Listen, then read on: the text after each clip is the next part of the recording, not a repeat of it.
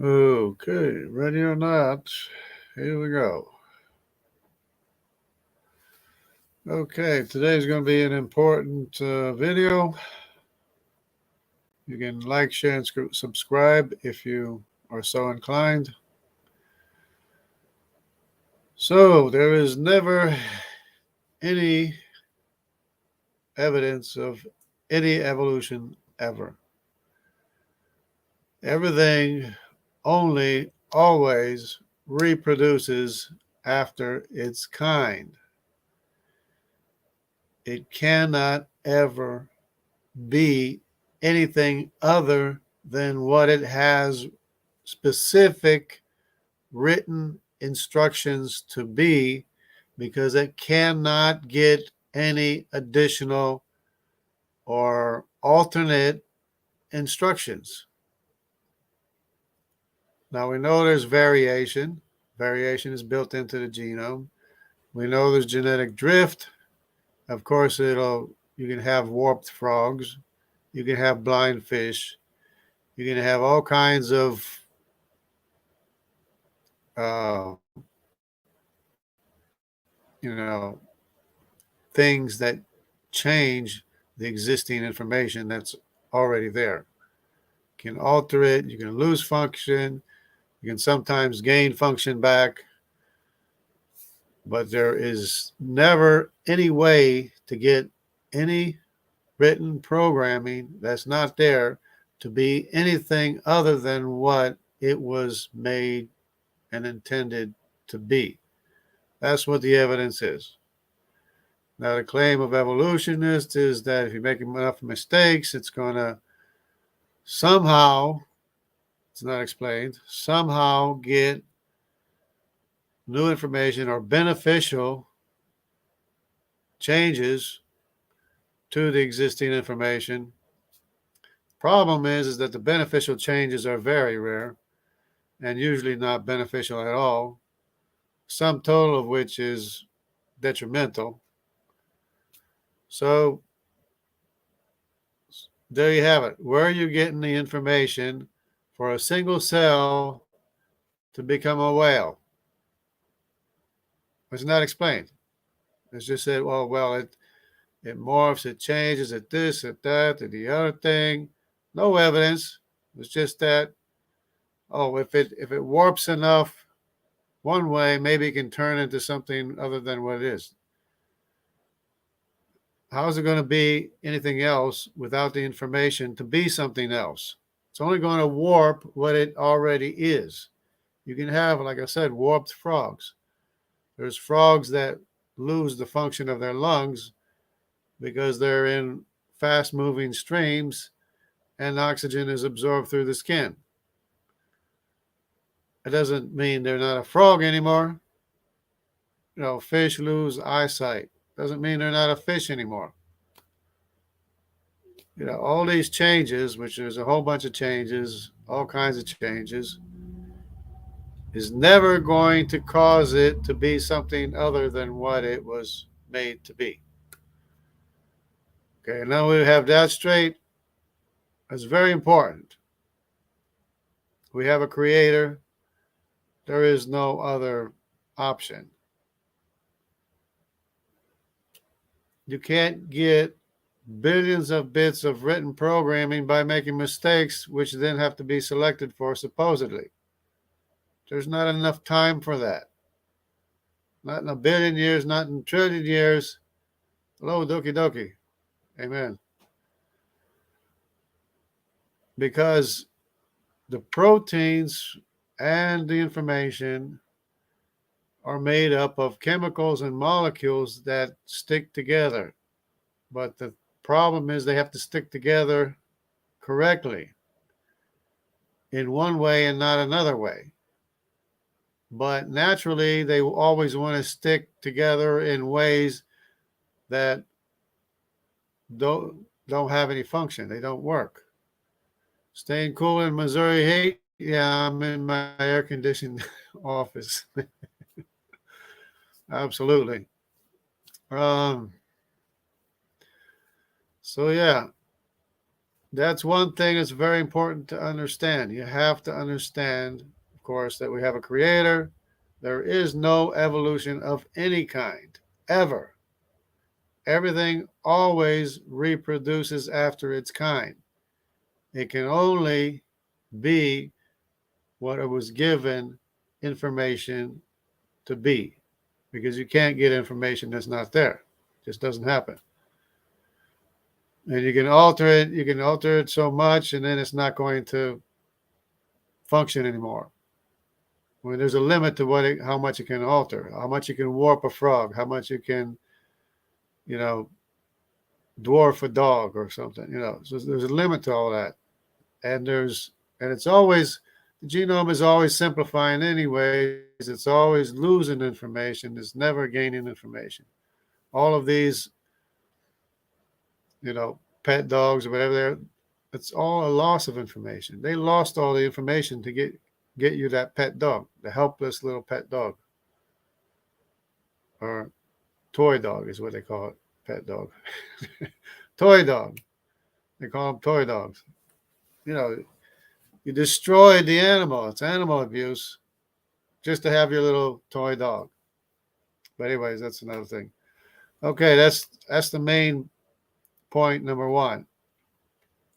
Point number two is that even if we did have a universe,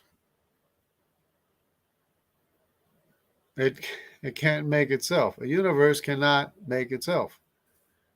Matter and energy cannot make themselves.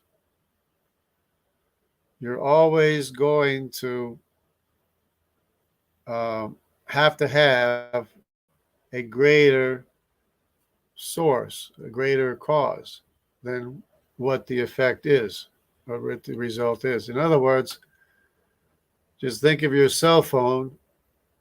You try to charge your cell phone.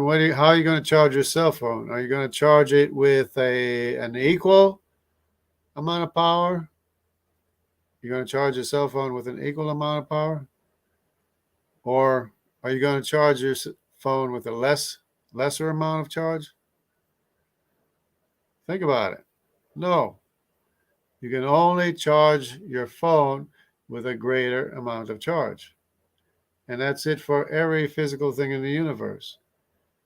It cannot cause itself. It cannot be caused by a lesser cause than what the effect is. In other words, it takes energy to make matter, and the energy has to come from a greater source of energy. And you can't have an infinite regress of greater and greater amounts of physical causes or energy, physical energy. You can't have an infinite regress. You can't have an infinite physical cause. So the universe cannot cause itself. It's just not possible. And besides the fact, people will say, oh, well, what if it was always here? No, it wasn't always here because the energy was ordered in the universe and the energy is running down. Everything's running down. It's called entropy. It's going from order to disorder. How did it get ordered? It can't order itself. It didn't order itself. It didn't make itself. It didn't order itself. So the universe didn't cause itself. The entire universe has a creator. The entire universe has a cause. Okay. That's very important to understand.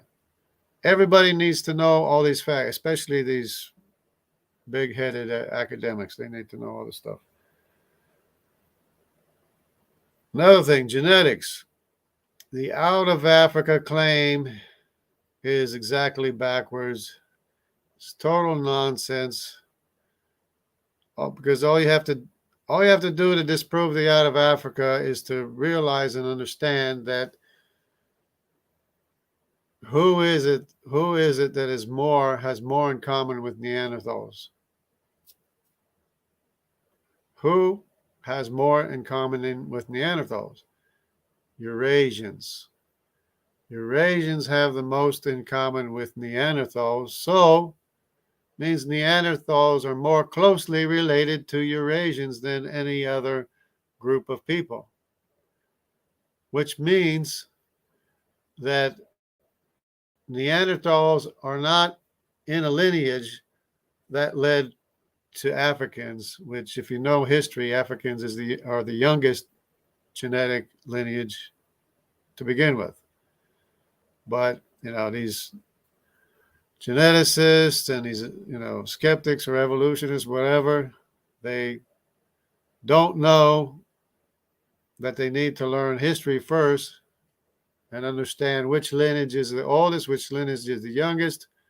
The youngest has the least amount of Neanderthal, or at least in common with Neanderthal, the least amount of DNA in common with Neanderthal. And who has the most? It's the Eurasians. So this out of Africa claim uses genetic S&P markers to show that the Africans are connected to the Semitic populations by way of a genetic marker. They share a genetic marker in common. The Semitic population shares a genetic marker in common with Eurasians.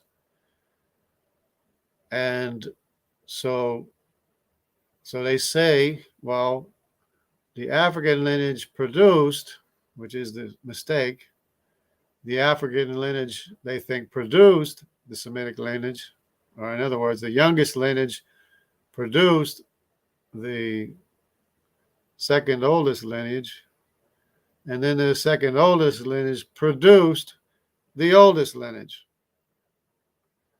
or the Eurasians. They think the Africans produced the Semitic population, Semitic populations produced the Eurasian populations, when the reality is, if you knew anything about human history, anything about the ancient civilizations, you would know that no, the Africans didn't produce the Semitic populations. The Africans have a common ancestor with the Semitic populations. Semitic populations have a common ancestor with the Eurasian population. Now, how do we know which is which? It's very, very simple. You have what's called the Cohen modal haplotype. Now, you can't go wrong with this because it's DNA, and DNA doesn't lie. The Cohen modal haplotype is J1P58. It identifies the descendants of Aaron, Moses' brother, Aaron. Okay? So what does that identify? It identifies the tribe of Levi. So the tribe of Levi is J158, and other lineages in close proximity are the descendants of Levi, which are the descendants of course, Jacob. How about the Judaic people? The Judaic people, which is Judah, Benjamin, and Levi, and some other of the tribes, of course. But the most common lineage, the S&P marker in the Jewish population, the most common descendants of Judah are J2 M170. And no, it's M172. I'm M170. M172 is the S&P marker for the Judaic people. The largest amount, the largest population is J2 in the Jewish population. Now, it could be, if it's M172, it could be the descendants of David and King Solomon, the house of David, what's known as the house of David, and Solomon, his son. That's J1, M172.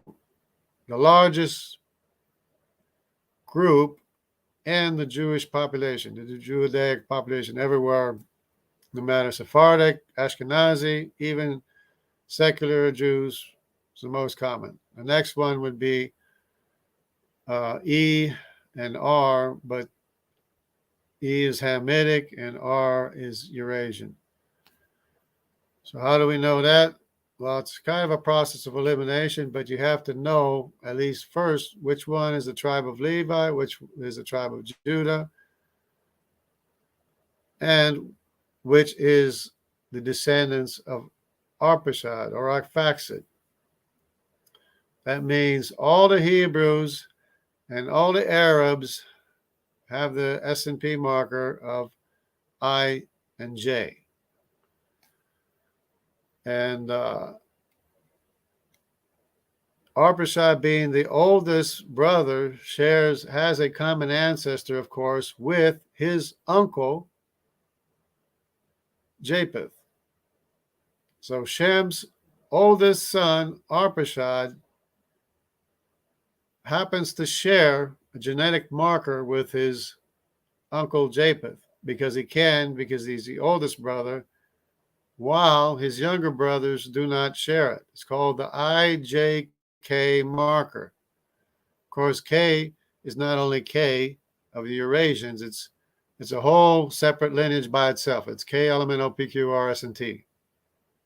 That is the Eurasian population. It's all underneath K, right? It's all its own lineage.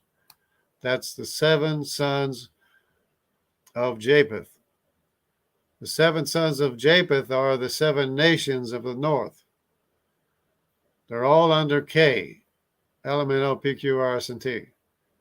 Like I said, the oldest son of Shem, whose name is Arpachshad, shares a marker with his uncle Japheth because, of course, Shem and Japheth have a common ancestor named Noah.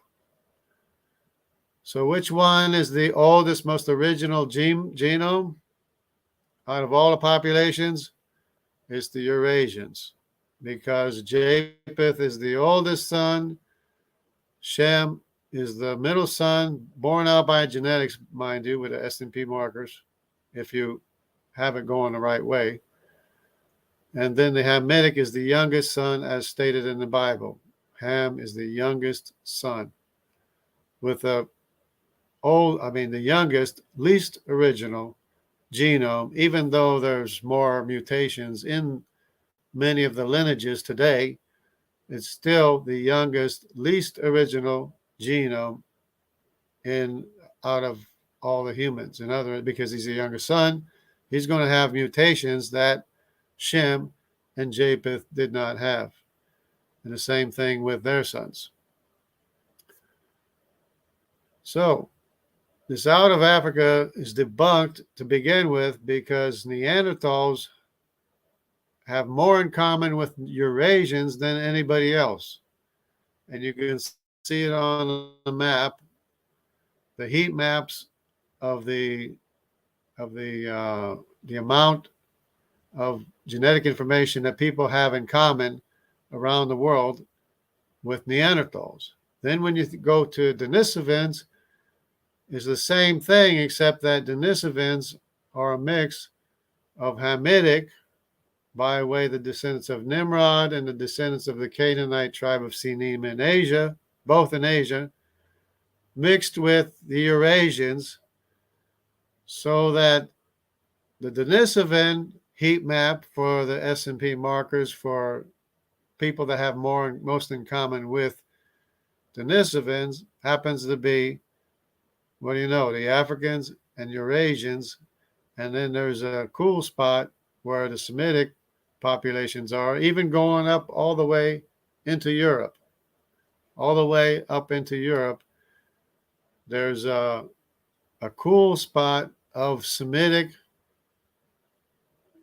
DNA or Semitic lineages that goes up into Europe, and you can see it on the heat map because the Denisovans are a mix of Hamitic and Eurasian, and Neanderthals are Eurasian.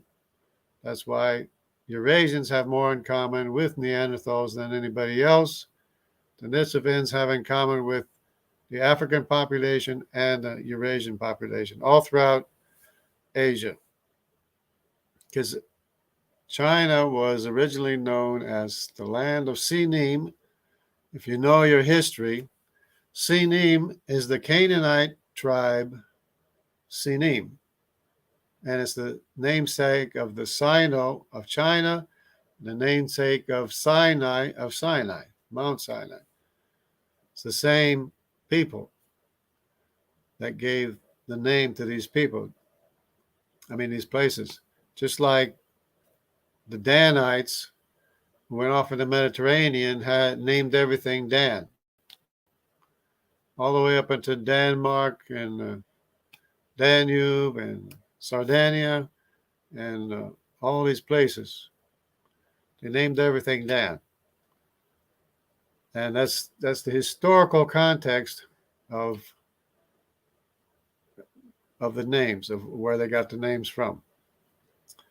So I could go into more detail about who's who and what's what as far as the the S&P markers, but it disproves the out of Africa because they have it exactly backwards. They have, instead of going from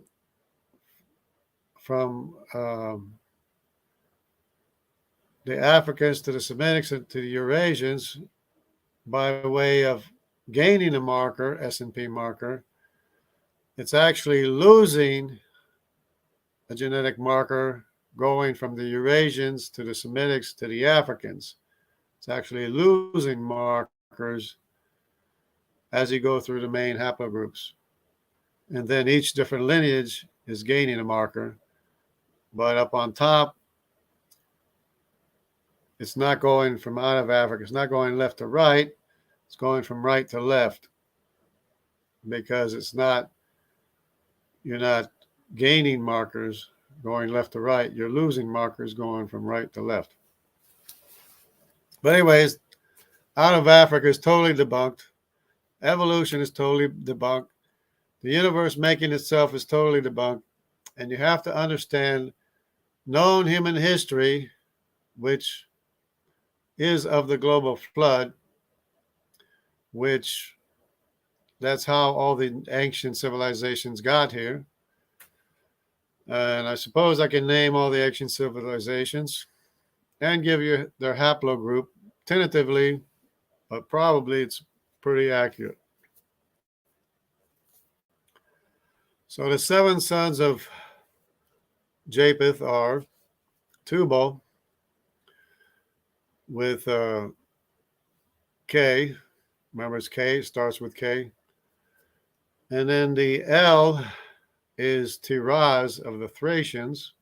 Thracians is an ancient civilization from the descendants of Tiraz.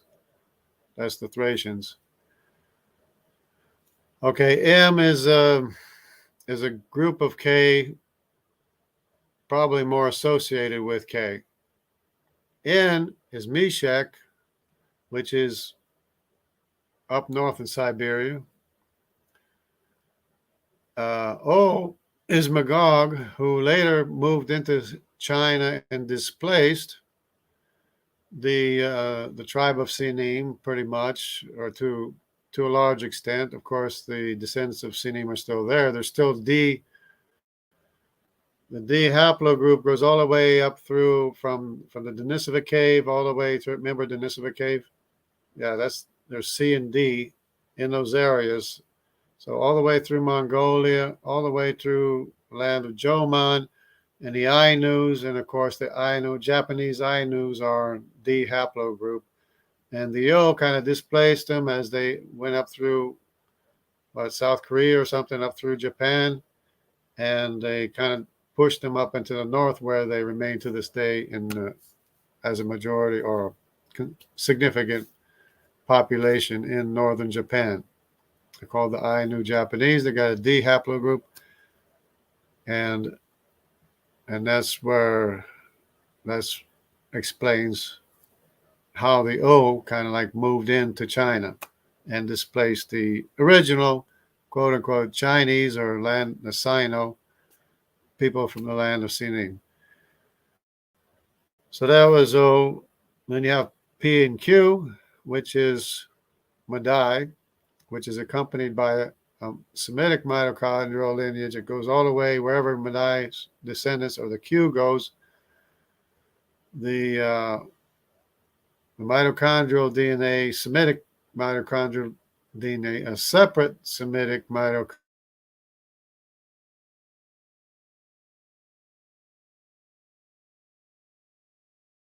DNA lineage follows wherever. In Europe, it's X and W. In America, they label it A. And then there's another Middle Eastern Semitic lineage of B, which is a separate lineage that got to America as well, but that's another story. But anyways, Q is Madai, P and Q is Madai, R is Gomer. Gomer had three sons, Ashkenaz, Riphath, and Togarma. Ashkenaz R1A, Riphath R1B, Togarma R2. Those are the three R groups.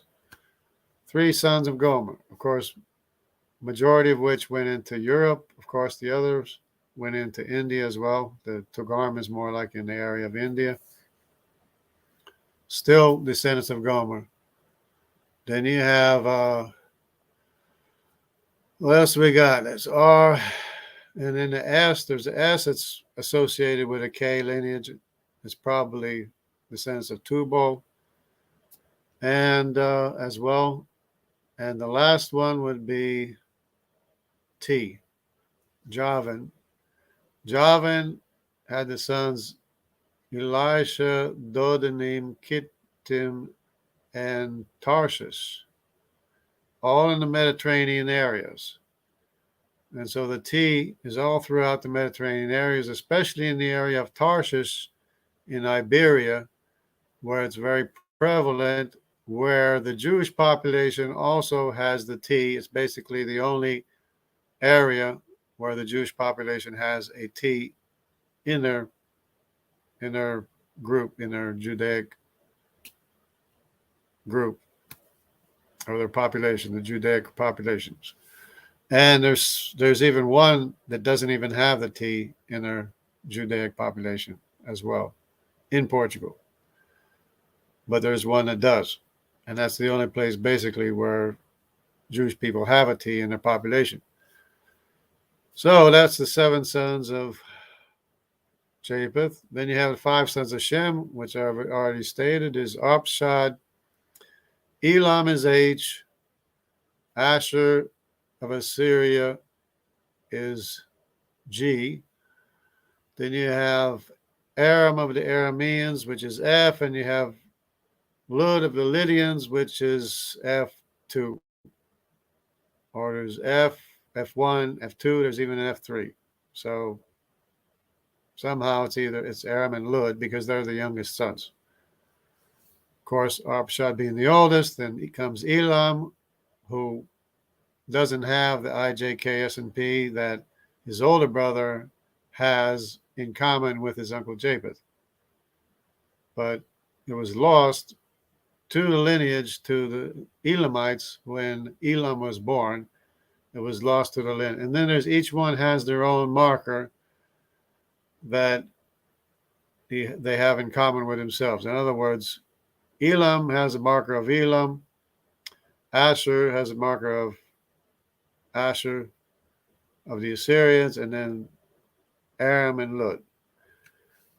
Okay, so that's all the Semitic lineages. And then the Hamitic lineage is, of course, since Nimrod is C, the son of Cush, so the A, B, and C are all the descendants of Cush, because B is an offshoot from A, and of course C is an offshoot from A, from Cush.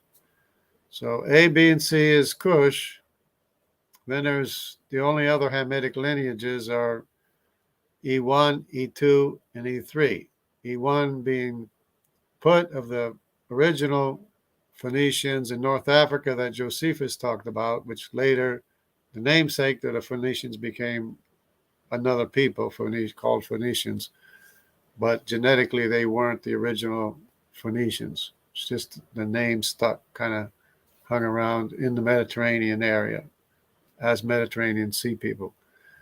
But then there's E2, which is the tribe of Canaan, all the Canaanite tribes, which is compatible with the D lineage of the Canaanite tribe of Sinim that went all the way to China, all the way to Japan, up through Tibet, up around the Denisovan area, up through Mongolia, all the way to Jomen, Ainu, Japanese, all the way to Japan.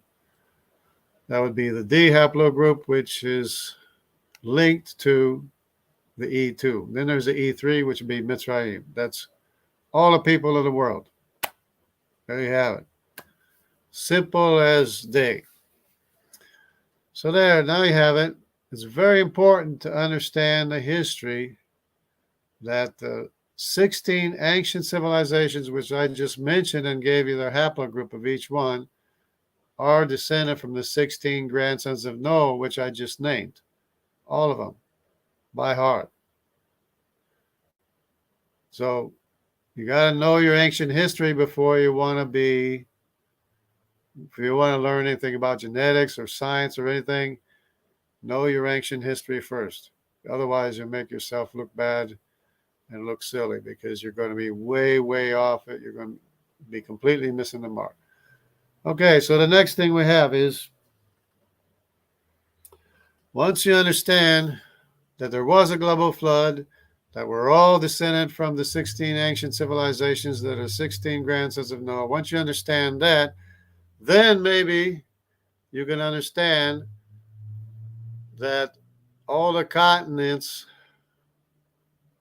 were connected to Antarctica because they have glacial striations on top of the bedrock. In other words, on top of the sediments deposited by the global flood with the fossils in them, on top of all those sediments, on top of the bedrock, there are glacial striations from when all the continents were connected to Antarctica. Now the Bible actually says that it was 100 years after the global flood, in the days of Peleg, the earth was divided. Now that's actually what the Bible says. A lot of people didn't understand what that meant. But it's 100 years after the global flood, the continents that were connected, all connected to Antarctica, as evidenced by the glacial striations on top of all the continents, which is South America, Africa, India, and Australia. They're all connected to Antarctica, joined together by way of the sediment layers, by way of matching fossils that run through the sediment layers from continent to continent, by way of the glacial striations on top. It proves that they were still connected to Antarctica 100 years after the global flood, and that's when the earth was divided. The continents broke apart. It would have been kind of oblong, and it would have become brittle. 100 years after the global flood, it would have become brittle, the continents, and orbiting oblong, as well as the snow and ice on top of the South Pole, which was causing the glaciers in South America, Africa, India, and Australia. It caused it to become unstable, either by way of the oblongness of the Earth rotating, or by the continents becoming, or the sediment layers becoming hardened and brittle, or by some other cause, which could have been an asteroid or something which could have been caused the global flood in the first place. 100 years later, the lifespan of people um, after the global flood was cut in half a second time in the days of Peleg. The lifespan was cut in half the first time by the global flood, from near 1,000 to less than 500 years. You can check it out with the lifespan of the patriarchs. Then suddenly the lifespan was cut in half a second time, beginning with Peleg. It was cut in half from around just below 500 years to just below 250 years. And then it gradually went down from there. But its lifespan was cut in half twice, once with a global flood, once when the continents broke apart. So at any rate, that would explain a lot.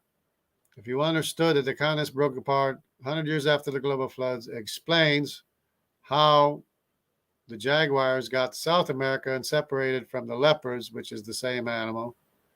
There's also the honey badger.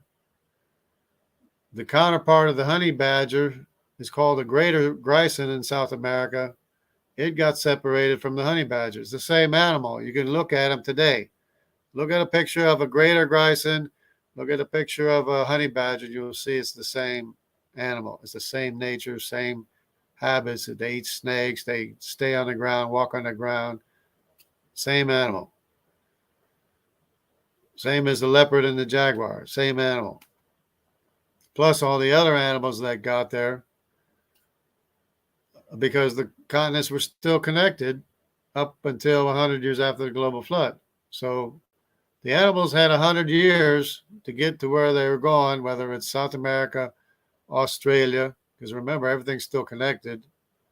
Asia was probably still connected to Australia as well, because I've seen maps that show Asia separating from Australia. So at any rate, the centrifugal force after the continents broke from being brittle and whatever caused the breakup, maybe the ice accumulation, maybe combination of everything, each of the continents, by way of centrifugal force, moved straight north. So in other words, South America moved straight north, Africa moved straight north, India moved straight north, Australia moves straight north, and in so doing, of course, they separated from each other. But it was a centrifugal force that caused them to move north. In the process, it explains how the mammoths got frozen up in the Arctic, in Siberia, and North America. And it explains not only how the mammoths got instantly frozen, but it also explains why entire ecosystems were buried by tsunamis. Because if the continents are moving north, the sea level is going to rise and it's going to inundate everything on land in the north, the northern parts of Siberia and North America. So it explains everything. Let's see what our Met says here.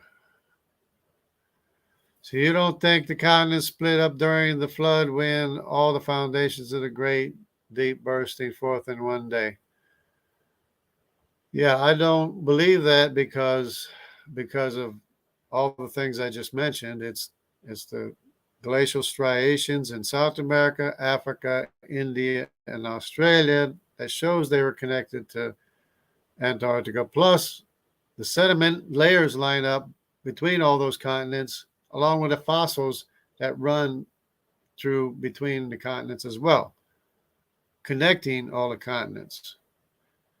So not only that, there's a whole bunch of circumstantial evidence, such as the freezing of the mammoths and the burying of entire ecosystems, and it's why all the mammoths got buried and frozen. You got frozen lions, you got frozen wolves, frozen bears, frozen mammoths, completely intact.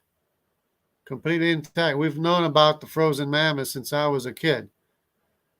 And I remember them scientists in Siberia saying that they actually tasted the meat, they cooked it, and they ate the mammoth meat. People don't believe it, but that actually happened when I was a kid. It was like scientific study that they were doing. But anyways, it explains everything. Explains how they got to South America, and the people didn't make it to South America from Africa because remember they were still building the Tower of Babel up until the days of Peleg, when the earth was divided. And this catastrophic event of the breaking up of the continents caused everybody to isolate into family groups because you have to take care of your family group, right? And they stopped building the Tower of Babel.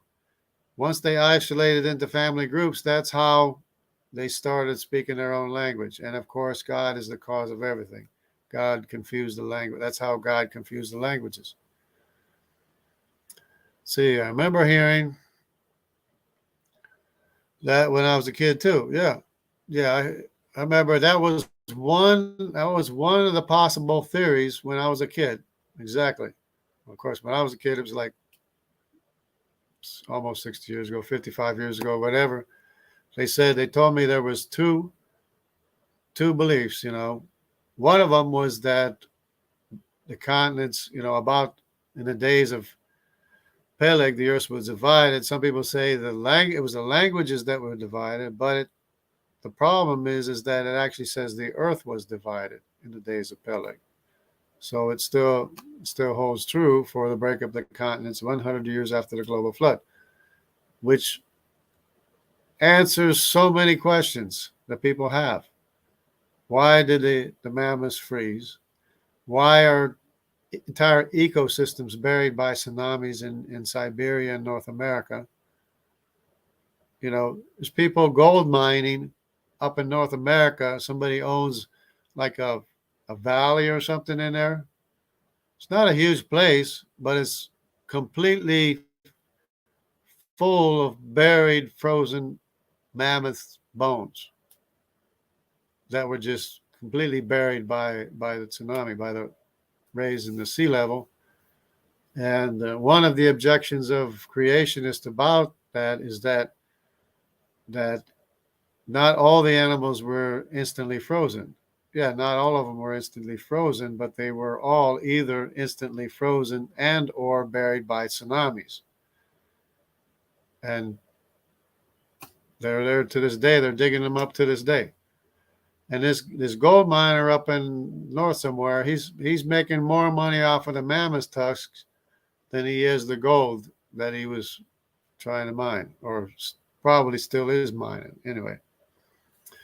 But anyways, it answers so many questions. How did the animals get to where they went?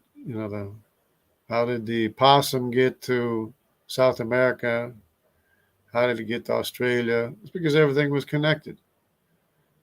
Tapirs, you have Asian tapirs, you have South American tapirs. How they get to where they're going?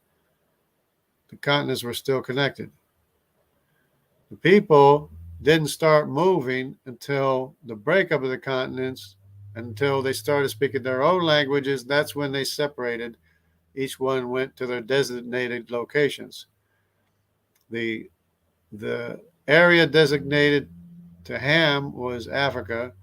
The area designated to Shem was the Middle East. The area designated to Japheth was the northern nations, or Europe, Eurasia. So that's where people eventually spread out and went to. So if you understand that you first have to understand that there was that we're all descended from the 16 grandsons of Noah, from the 16 ancient civilizations. There was a breakup of the continent. If you understand all that, then maybe you can also understand a little bit of general relativity, the time-light problem. The time-light is not a problem like they would like you to believe, because they're not considering what the evidence is showing. You have what's called superluminal motion. This is when plasma jets shoot out from the center of galaxies, And so they said, hey, let's measure the speed, see how fast it's moving, because they can see it was moving, right? So they calculated how fast it was moving, and they realized, they said, wow, it's going 7 times the speed of light. And of course, that's impossible. It's not possible. And they try to give some kind of explanation, whereas the most you could possibly get, which is you can't really get, but their claim is that it was the motion of the light plus the velocity of the light that gives you 2 times the speed of light. But wait a minute, that's only 2 times the speed of light. The most you can get from that is 2 times the speed of light, which I don't even know if that's possible anyways. If you can add the motion or the movement of the light together with the speed of light, I don't even know if you can add them together. You're not supposed to be able to add them together. But anyways, even if you could, it's only 2 times maximum, less than 2 times. But they measured 7 times the speed of light. So what they did was they projected our rate of time and our measure of distance onto that part of the galaxy, which is not really, it's really outside of the galaxy. So that the farther you get away from the galaxy, the more distance expands, distance is expanded, the measure of distance is expanded, the ruler or the yardstick or the mile or the whatever, the light year is greater, expanded, making it less distant. That's what happens if wherever there's no gravity, distance is expanded and time speeds up. So that means that in our line of sight, when we're looking at a galaxy, we're looking at an expanded measure of distance and a faster rate of time, which means the light arrives a lot faster than what they're calculating. So there's a whole bunch of things that you have to consider, because it's the same thing with the outer spiral arms of galaxies that are moving faster than expected. They say, oh, we accounted for general relativity. That's what they say. They say, oh, we accounted for general relativity, and it still doesn't explain, make up the difference for how fast the spiral arms are moving. Yeah, but they didn't calculate the expanded measure of distance, meaning it's a smaller measure of distance, meaning not only is it a faster rate of time, that things are happening faster in the outer arms of the galaxy, but there's an expanded measure of distance, meaning that it's actually a smaller distance. Now, if you look at the superluminal motion, you can almost actually see, and I've showed a picture before, how small the point of origination is of the plasma beam, and you can actually see it. It's like a beam of light. It's actually, you can see it expanding and becoming a larger measure of distance just by looking at it. You can see that it starts out small, it's moving slow, and then once it gets into the outer parts of the galaxy, it starts, the measure of distance is bigger, so it appears to be moving faster. If we project our measure of time and distance onto that part of space, it's going to appear 7 times the speed of light, because you're not using the correct measures of distance nor the correct rate of time. So if you use that as a calibration, you'll probably end up with a day is like 1,000 years. 1,000 years is like a day in reality, at the same time, in the same universe. So, as God sees it, a day is like 1,000 years. 1,000 years is like a day. So that means that translates to 13.8 billion years or whatever is the same as 6,000 years. So the distant starlight that we're seeing is arriving much faster than what they realize that it's arriving, because the rate of time, if you don't have any gravity, there's nothing to slow down time, especially if you're like in a Lagrange point between all the galaxies, or between us and there. It's actually between all the galaxies. All the galaxies are pulling on the space time the same, meaning there's nothing there to slow down time or to contract distance. So who knows what the measure of distance is, or who knows what the rate of time is? It's probably close to instantaneous, and the measure of distance is a lot closer too. So, which is another thing, is that they're talking about the redshift. The redshift is from distant galaxies, but they're massive galaxies, a lot more massive than our galaxies. And the light that we're seeing from those distant galaxies is probably from deep within the gravitational well, where the concentration of light is coming from, which is the light that we're seeing, which is deeply redshifted. And by the time it gets to us, it's slightly blue shifted, but it's still red shifted because of the mass of the distant galaxy that we're able to see the light coming from. So the redshift can be explained by general relativity as well. And that's a comforting thing, because it means the universe is not expanding into oblivion for no reason whatsoever.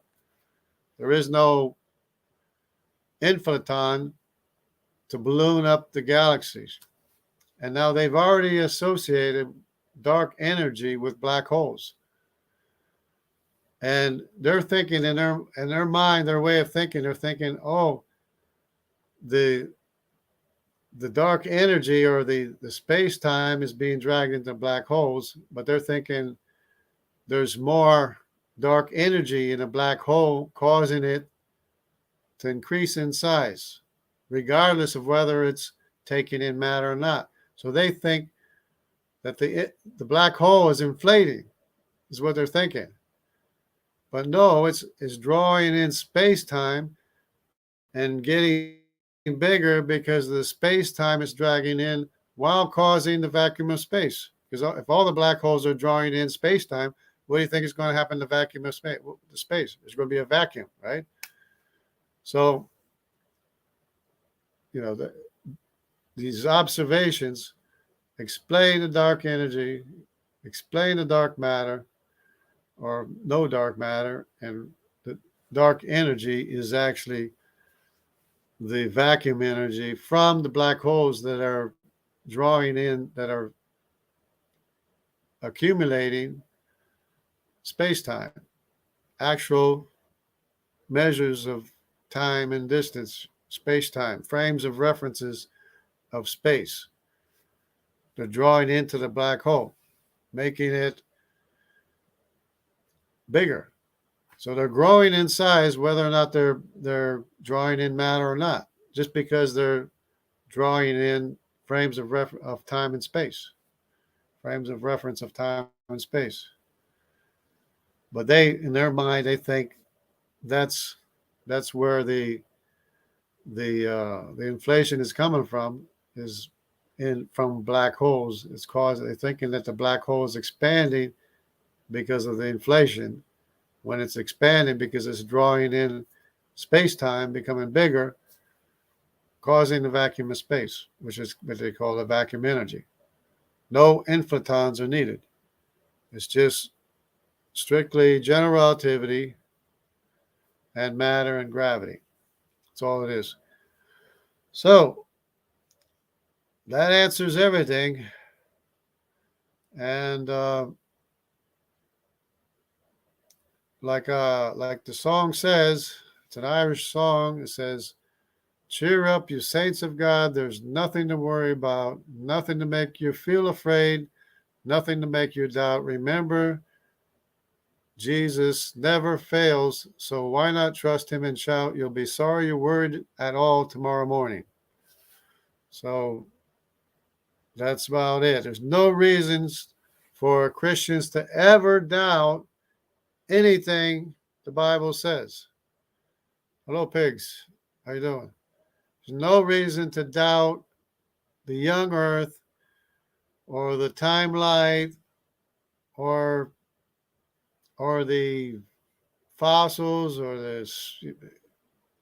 the global flood or anything. God bless you. God bless you, brother. There's no reason to doubt anything that the Bible says, because I just basically explained everything that you need to know. There's no evolution at all.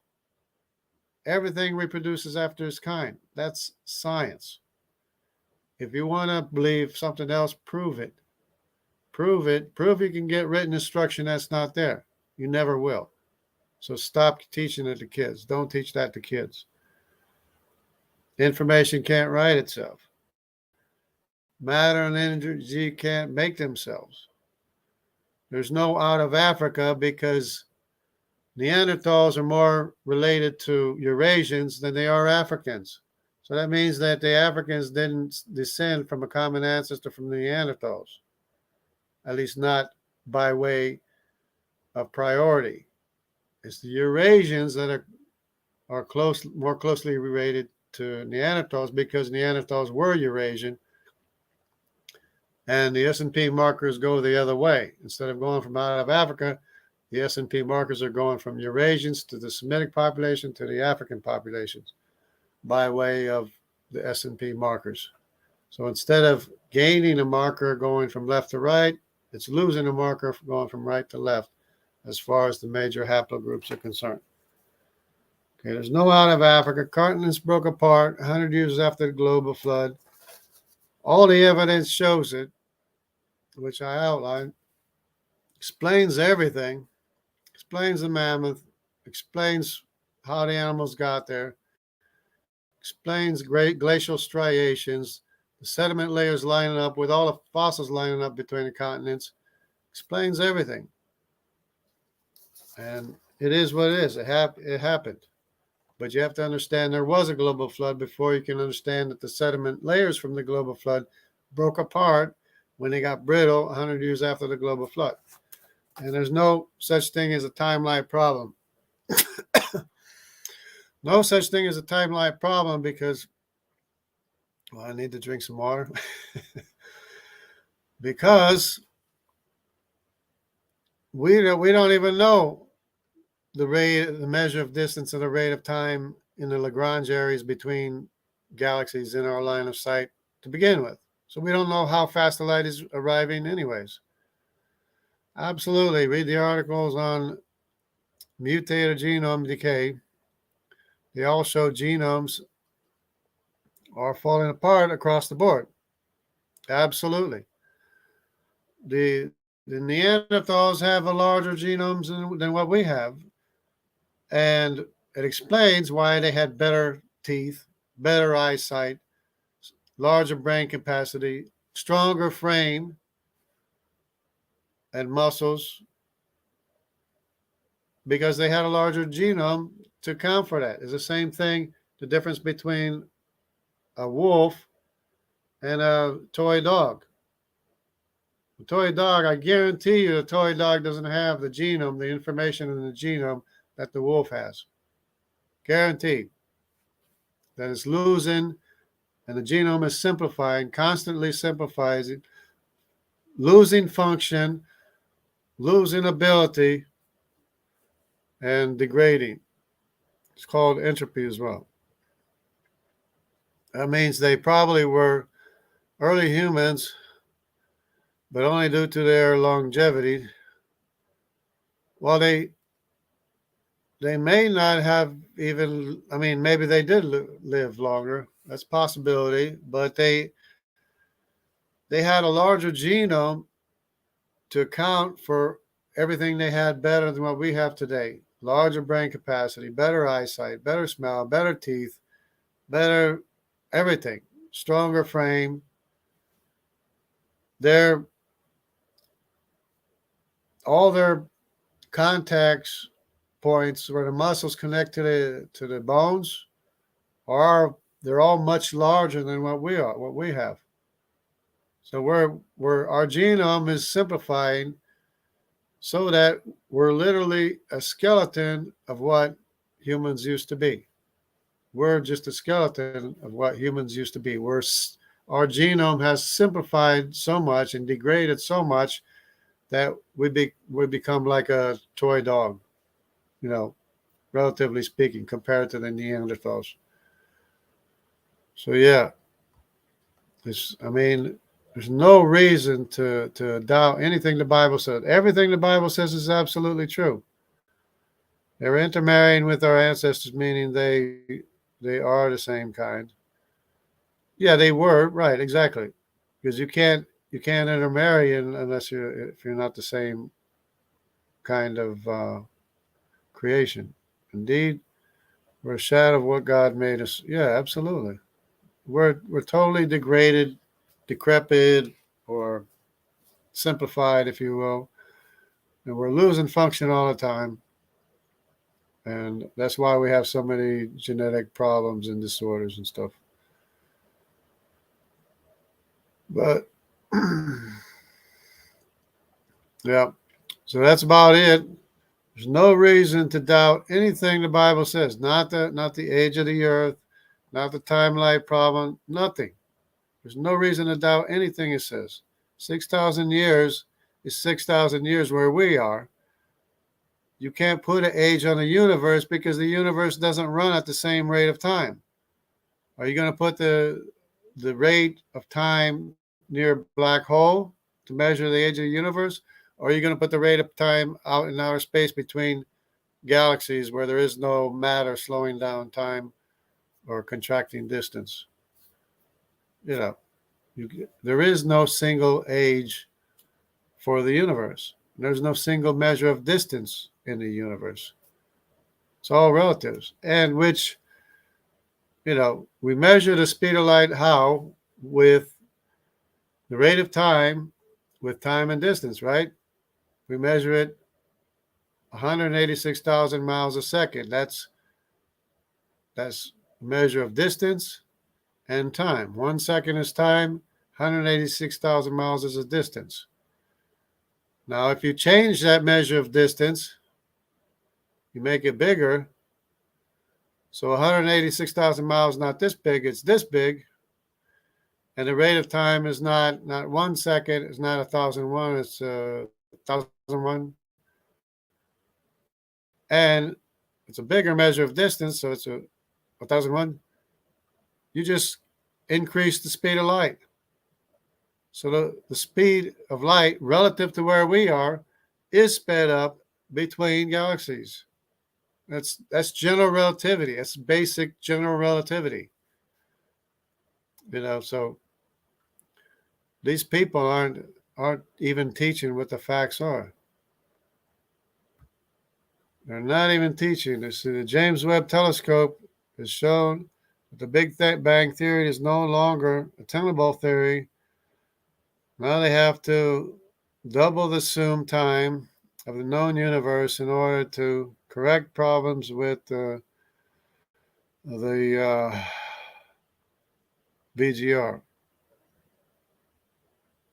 What's the BGR? Forget.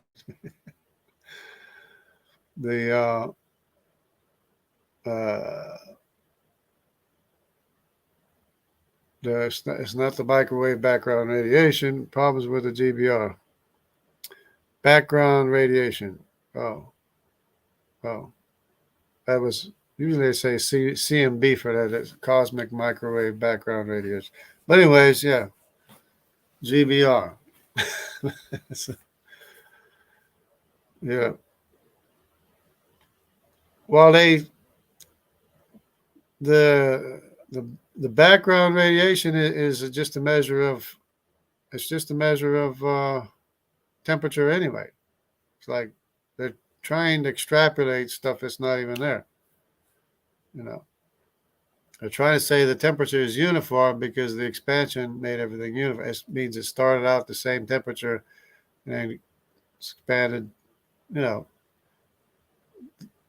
the temperature is uniform because the temperature is uniform. I mean, it's a created universe that happens to have a uniform temperature. You know, it doesn't mean that we're in one point, one speck. You know. Anyway, CMB. Yeah, that's what I thought about. I thought you were saying same thing as CMB. I was trying to figure out what it was. Background radiation. Anyway, everybody take care. Stay close to absolute truth so you will absolutely never be confused ever again. And if the scientists want to do science, they have to study human history first because you cannot deny the evidence that we are all descended from the 16 grandsons of Noah. And I can name every single one of their haplogroups. Name me, give me the haplogroup that you have. Sunflower gave me his paternal haplogroup designation, and he said it's K. And I said, K? I said, that's the original population in Italy. In other words, Tubal, K was the original population of Tubal. Today, there is 8% of the population in central Italy is K to this day. And I got excited. He got excited. He's he's a piece of history. He's a piece of the original Italian. He said, yeah, my relatives came from Italy. I mean, my paternal relatives came from Italy. You know, just name me your haplogroup and I can tell you who your common ancestor is, you know, whether it's which of the 7 sons of Japheth or the 5 sons of Shem or the 4 sons of Ham. I can tell you which one it was. Those are the 16 ancient civilizations that came from the 16 grandsons of Noah. So there's nothing anybody can say. Learn history first before trying to do science because you're not going to be able to do science because you have no foundation. You have no basis to do foundation. All your conclusions are going to be wrong because your basis, your foundation is all wrong to begin with. So stay close to the truth and you won't be confused. God bless everybody. Take care.